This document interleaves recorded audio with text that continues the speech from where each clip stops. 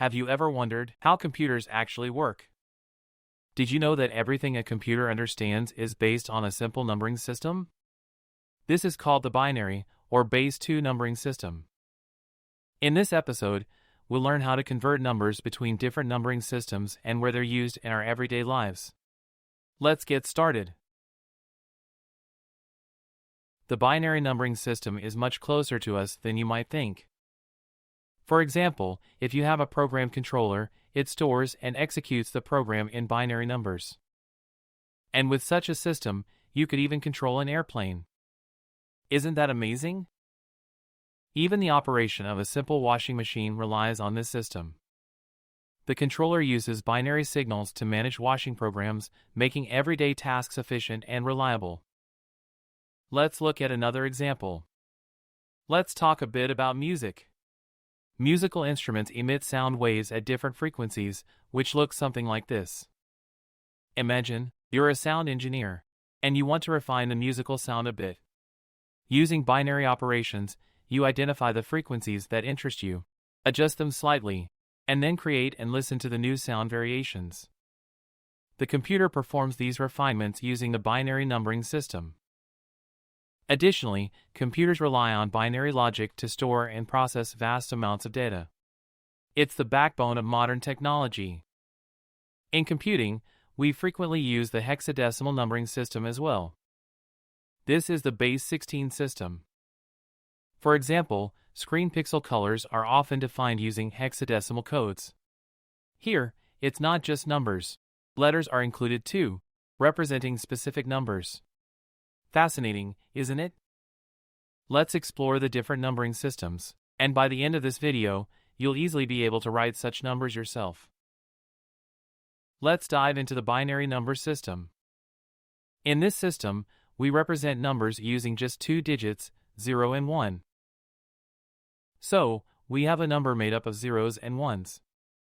To interpret this number, we create a table. Always write the table from right to left, based on positional values. The rightmost digit represents the 2 to the power of 0, or 1. The next digit to the left represents 2 to the power of 1, and so on.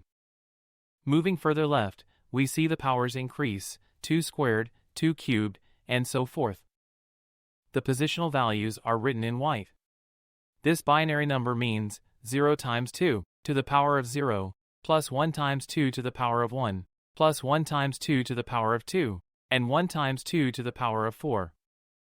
Adding these values together gives us the decimal representation of the number.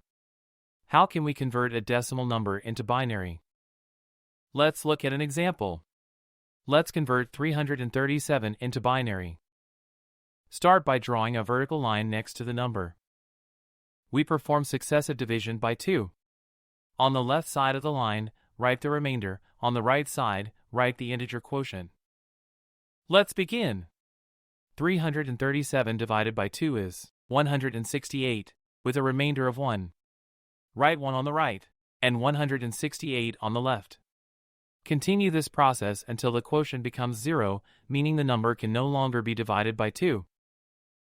This is the point where the division process stops. To get the final binary number, read the remainders from bottom to top in order. This gives us the binary representation of 337. Now we just need to verify our result. That is, convert it back into decimal. Create a table, and write down the binary number. Start multiplying each binary digit by the power of 2 corresponding to its position. The sum shows that 1, 16, 64, and 256 add up to exactly 337. We've successfully completed the conversion. We can easily perform operations with binary numbers. Let's try an example. Add the following two numbers. It's a good idea to write them one under the other. Remember, we only have 0 and 1 as our digits. If the sum is greater, we need to shift one power to the left. Let's start adding from right to left. 1 plus 1 is 0. We carry over 1 to the next place value. 1 remains, plus 0 and 0, equals 1. No carryover this time. 1 plus 0 equals 1. 1 plus 1 equals 0, and 1 is carried over. So, our result is 1, 0, 1, 1, 0. If we convert these numbers into the decimal system, we get the following values. You can see that the addition works. And we're done! Binary isn't the only number system. Let's look at the octal number system. You can easily apply this technique to other number systems too. The octal system consists of numbers from 0 to 7. These can be the remainders. Let's write the number 337 in the octal system. Let's start by drawing the line, then divide this number by 8 with a remainder. The quotient goes to the left, and the remainder to the right of the line. In 337, 8 fits 42 times. And the remainder is 1. In 42, 8 fits 5 times, and 2 is the remainder. In 5, 8 doesn't fit anymore, just 0 times, but 5 is the remainder.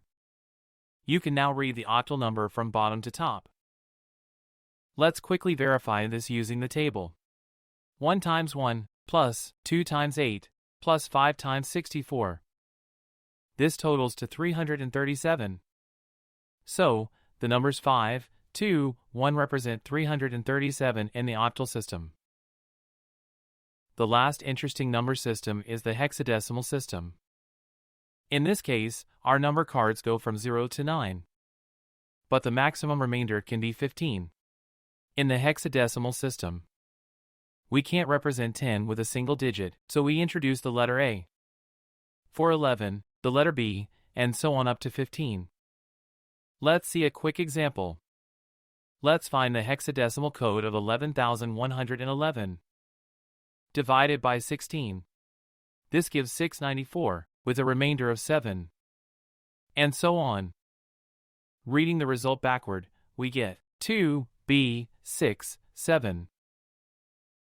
Verifying it using the table, we see that 7 times 1, plus 6 times 16, plus 11 times 256, plus 2 times 4096, equals 11,111. We've solved this too. And with this, we've reached the end of number systems. I hope from now on, you'll confidently take on coding another number. Thank you for watching the video. If you found it helpful, don't forget to subscribe and like the video too. Be sure to check out the other videos in the course to continue building your knowledge. See you next time.